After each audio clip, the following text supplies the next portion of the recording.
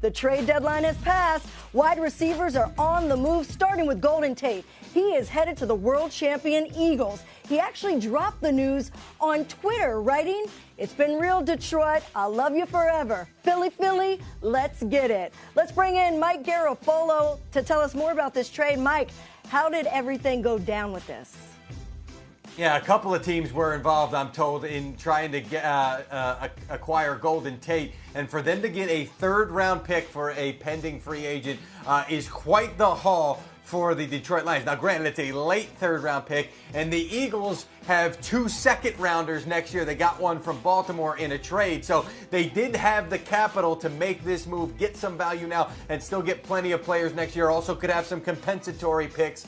So this is Howie Roseman taking a little bit from the future to get something now. The Eagles had been trying Prime to throw some passes to Nelson Aguilar around the line of scrimmage and then let him run with the football. You're seeing it right now. That's one of Golden Tate's specialties. I think he's going to fit in pretty well. So that loss to Seattle pretty much allowed them to say, "We done, we quit, we forget it. We're not going to be in the playoffs.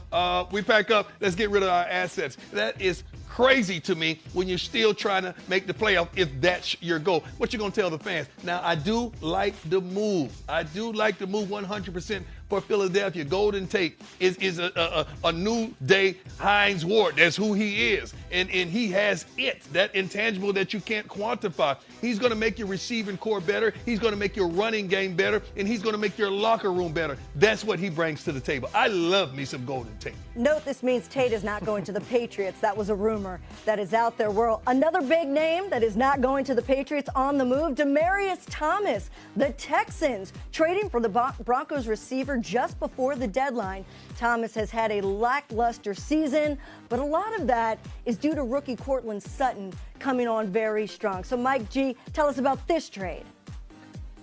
I don't know so much about that. I mean, I get that, Amber, and I've seen other people say that, but you can put out 5 wide receivers at a time. It's not like, let's say, quarterback, where there's a guy playing and you can't play the backup. Courtland Sutton has been getting on the field, can get on the field.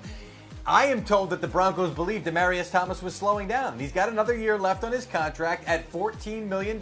So at some point you say, what's the value here for a guy we can maybe get now versus keeping him on the roster, or maybe having to cut him after the season because you don't want to pay that $14 million tag, Prime?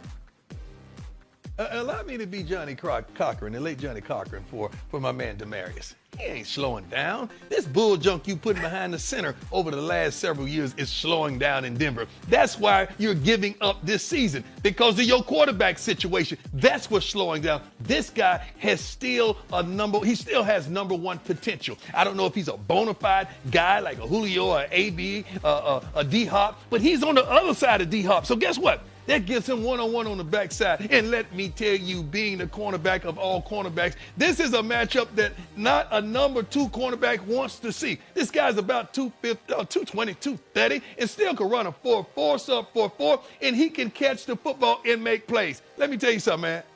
This, Deshaun Watson, is the happiest man in the world right now. He's doing the hammer, he's doing the nay-nay, he's doing the Dougie, he's breakdancing all at once because he has options. I think it's the Fortnite dances now and the floss and things like that. But we'll move on from that. You know who's not happy about that move? It's Von Miller. Check out what he tweeted. He said, "I'm going to cry in the car." Maybe he'll cry when the Broncos host the Texans this week.